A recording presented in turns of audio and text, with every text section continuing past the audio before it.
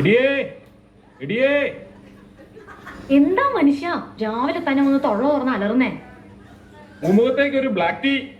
നിങ്ങൾ പത്രം വായിച്ച് ചായയും കുടിച്ചോണ്ട് ഇവിടെ ഇരുന്നോ? ഇന്ന് ഏതാ ദിവസം വല്ല ഓർമ്മയുണ്ടോ? എന്ത് ചോദ്യമായത്? നിന്റെ ബർത്ത്ഡേ ഒക്കെ ഞാൻ മറക്കുവോ? അത് ശരി, അപ്പൊ നിങ്ങൾക്ക് അതും അറിയില്ലേ? ഇന്നെന്താ ഇന്ന്? എന്റെ മനുഷ്യ, ഇന്ന് അച്ഛൻ വരുന്ന ദിവസാ. അല്ല പിരിവാണോ ഇനി? അതൊന്നും അല്ല, ഇന്ന് വീട് വെഞ്ചരിപ്പാ. ഓ, അച്ഛന് വേറെ പണിയൊന്നുമില്ലേ? ഒരു അവധി ദിവസം കിട്ടിയത് ഇങ്ങനെ പോയല്ലോ. ദേവദൂഷണം പറയാതെ മനുഷ്യ, നമ്മളോ പ്രാർത്ഥിക്കുന്നില്ല, നമുക്ക് വേണ്ടി അച്ഛനെങ്കിലും പ്രാർത്ഥിക്കട്ടെ. ആ, എന്തെങ്കിലും ആകട്ടെ. ആ കുരുത്തം കെട്ടവന്മാരൊന്നും ഇതുവരെ എണീറ്റില്ലേ? മിക്കവാറും വെഞ്ചരിപ്പും കഴിഞ്ഞ് അച്ഛൻ പോയാലും അവരെ എഴുന്നേക്കും തോന്നണില്ല. അതെങ്ങനെയാ? രാത്രി 2 മണി 3 മണി വരെ മൊബൈലും തോണ്ടിയിരിപ്പല്ലേ?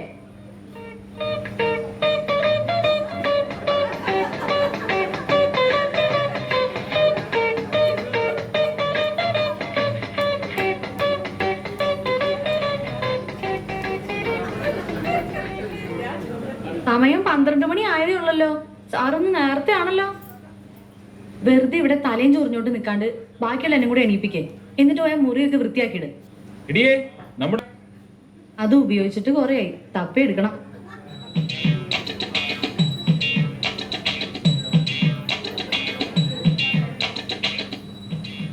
എല്ലാവരോടുമായിട്ട് പറയാം, വേഗം ബൈബിള് തപ്പിയെടുത്തോ. അച്ഛൻ വരുമ്പോ ഇവിടെ ബൈബിൾ ഇല്ലാന്ന് വന്നാ നാണക്കേടാ.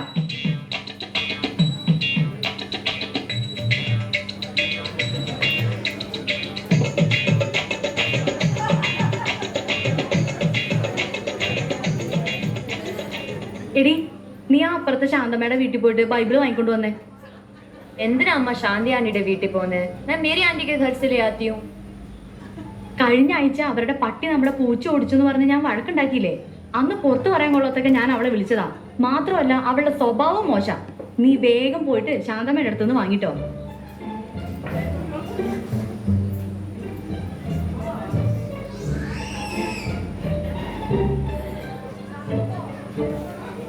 എവിടം വരെയായി കാര്യങ്ങളൊക്കെ? ആ, ആയി വരുന്നു. ആ, എന്നാ നടക്കട്ടെ. ആ, ആരോ കഥകൾ മുട്ടുന്നു. അച്ഛൻ വന്നു എന്നാ തോന്നുന്നേ.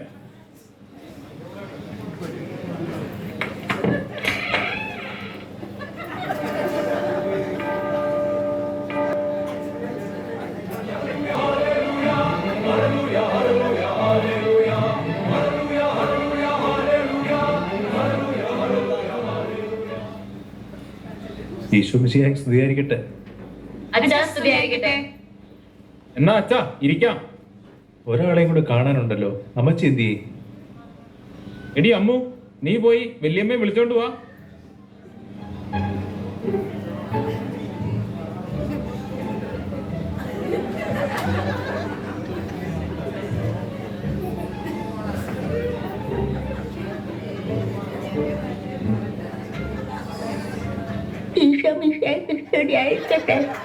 സ്തുതിയായിരിക്കട്ടെ. മൈക്കിളെ, കുറച്ചു നാളായല്ലോ പള്ളിയിലേക്കൊക്കെ കണ്ടിട്ട്. ഒന്നും പറയണ്ട അച്ഛാ, ആകപ്പാട് ജോലി ഇല്ലാതെ കിട്ടുന്ന ഒരു ദിവസം ഞായറാഴ്ച. അന്ന് രാവിലെ പള്ളിയിൽ പോയ അര ദിവസം പോക്കാം. ഞായറാഴ്ച കുർബാന കടവുള്ളതാണെന്ന് അറിയില്ലേ? അച്ഛ, കടത്തിന്റെ കാര്യം പറഞ്ഞപ്പോഴാ അപ്പുറത്തെ വീട്ടിലെ മേരി ഞങ്ങളുടെ അടുത്ത് നിന്ന് 1000 രൂപ കടം വാങ്ങിയിട്ട് ഇതുവരെ അവള് തിരിച്ചു തന്നിട്ടില്ല. എന്നും അവിടെ പോയി തെറി വിളിക്കാൻ എനിക്ക് വയ്യച്ചാ.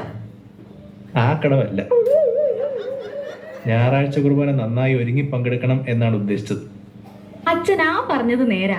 ഈ ഇടവകയില് ഏറ്റവും നന്നായിട്ട് ഒരുങ്ങി വരുന്നത് ഞാനാ. എടാ മോനെ, നിന്നെ പള്ളിയിലോട്ടൊക്കെ കണ്ടിട്ട് കുറെ നാളായല്ലോ. ലാസ്റ്റ് എന്നാ വെച്ചാ പള്ളി ഫുഡ് ഉണ്ടായിരുന്നു. ഓണത്തിനല്ലേ? ആ, എന്നാ ഒന്ന്. ഓണത്തിന് മാത്രം പ്രത്യക്ഷപ്പെടാൻ നീ ആരാടാ? മാവേലി? നിന്റെ കാര്യം ഇൻട്രസ്റ്റ് ഇല്ലാത്തോണ്ട് ഭയങ്കര തിരക്കാ. രാവിലെ ബാഡ്മിന്റൺ ക്ലാസ്, ട്യൂഷൻ, പിന്നെ വൈകുന്നേരം ഡാൻസ് ക്ലാസ്. ഒട്ടും സമയമില്ല. അപ്പൊ ചുരുക്കി ഇതിനിടയ്ക്ക് ഒഴിവാക്കാൻ പറ്റുന്നതിനെ മാത്രമാണ് അർത്ഥം. അപ്പൊ നീയോ? അച്ഛൻ, ഞാൻ പള്ളിയിൽ വരാറുണ്ട്. അച്ഛൻ കാണാറ്റ. വരുന്നുണ്ട്. അങ്ങനെയാണെ അടുത്ത ആഴ്ച മുതൽ നിന്നെ പള്ളി മുമ്പിൽ കണ്ടോണം. മക്കളെ, ഈ കുർബാനയ്ക്കും സൺഡേ സ്കൂളിലും ഒക്കെ നമ്മുടെ ജീവിതത്തിൽ വലിയ പ്രാധാന്യമുണ്ട്. അങ്ങനെ പറഞ്ഞു കൊടുക്കച്ചാ. ഞാൻ പറഞ്ഞ ഇവർക്ക് ഒരു അനുസരണയില്ല. അതിന് നിങ്ങളെല്ലാ ഞായറാഴ്ചയും വരാറുണ്ടോ? ഇല്ലച്ചാ, സൗകര്യത്ത് വരുമ്പോഴൊക്കെ വരാറുണ്ട്. കുടുംബ പ്രാർത്ഥനയെങ്കിലും ഉണ്ടോ? അതങ്ങനെയല്ല അച്ഛാ. വർക്ക് കഴിഞ്ഞ് വന്ന് ഇതിനൊന്നും സമയം കിട്ടില്ല. പിള്ളേരുടെ കാര്യമാണെങ്കിൽ ട്യൂഷൻ ഇല്ലാതെ അവരെ എവിടെ എത്തിക്കാനും പറ്റില്ല. അച്ഛാ, ട്യൂഷൻ മാത്രമല്ല, എൻട്രൻസ് കോച്ചിങ് കൂടെ ഉണ്ട്. എൻ്റെ മക്കളെ, നിങ്ങൾക്ക് ഇതിനിടയ്ക്ക് ഭക്ഷണം കഴിക്കാൻ സമയം കിട്ടാറുണ്ടോ? ഭക്ഷണം മുടങ്ങിയാലും കുളി മുടങ്ങിയാലും ട്യൂഷൻ മുടങ്ങാൻ പാടില്ല. അതാണ് ഇവിടുത്തെ റൂൾ. എൻ്റെ ദൈവമേ, ഇതിലും നല്ലത് പോകാണ്ടയായിരുന്നു.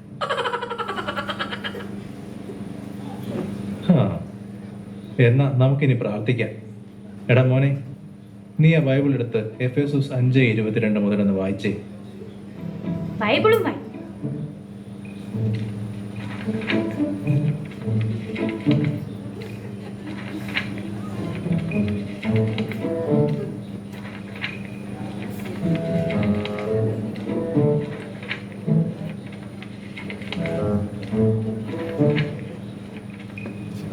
ഓ, കഷ്ടപ്പെടണ്ട, ഞാൻ തന്നെ പറയാം.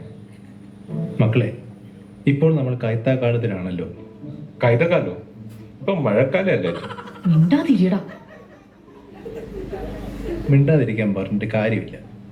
വേദപാഠത്തിന് വേർപ്പിടാതെ ട്യൂഷന് വിട്ടു കഴിഞ്ഞാൽ അവരിതൊക്കെ എങ്ങനെ അറിയും? കൈത്താകാലം എന്നാൽ വിളവെടുപ്പിൻ്റെ കാലം എന്നാണ്. നമ്മളിൽ നിന്ന് ദൈവം ഫലം ആവശ്യപ്പെടുന്ന കാലം. എന്നാൽ നമ്മളോ ഇന്ന് ലോകത്തിൻ്റെ ഫലങ്ങളുടെ പുറകെയാണ്. ഞായറാഴ്ചയും പറ്റുമ്പോഴൊക്കെ നിങ്ങൾ കുർബാന കൂടാൻ പള്ളി വരണം. പിന്നെ കുടുംബ പ്രാർത്ഥനയും മുടക്കരുത്. ഇതൊക്കെ പറ്റുന്ന കാര്യമാണോ അച്ഛാ? ഇതൊക്കെ നമുക്ക് പറ്റണം. ദൈവത്തിനായിരിക്കണം നമ്മുടെ ജീവിതത്തിൽ ഒന്നാം സ്ഥാനം. ഇവിടെ നമ്മൾ ഉണ്ടാക്കുന്ന പേരും പെരുമയും ഒന്നും മരിച്ചാൽ നമുക്ക് കൊണ്ടുപോകാൻ പറ്റത്തില്ല. മക്കളെ ദൈവത്തിലേക്ക് നയിക്കേണ്ടതും മാതാപിതാക്കളുടെ ഉത്തരവാദിത്വമാണ്. ഇനി നിങ്ങളെല്ലാം സ്ഥിരമായി പള്ളിയിൽ കണ്ടേക്കണം. ഞങ്ങൾക്ക് തെറ്റ് പറ്റിപ്പോയ അച്ഛാ, ഞങ്ങൾ മനസ്സിലാക്കുന്നു. ഇനി മുതൽ ദൈവത്തിനായിരിക്കും ഞങ്ങളുടെ ജീവിതത്തിൽ ഒന്നാം സ്ഥാനം. ഞായറാഴ്ച കുർബാന ഞങ്ങൾ മുടക്കത്തേയില്ല. കുടുംബ പ്രാർത്ഥനയും മുടക്കില്ല അച്ഛാ. Praise the Lord. ഇന്ന് ഈ കുടുംബത്തിന് രക്ഷ കൈവന്നിരിക്കുന്നു.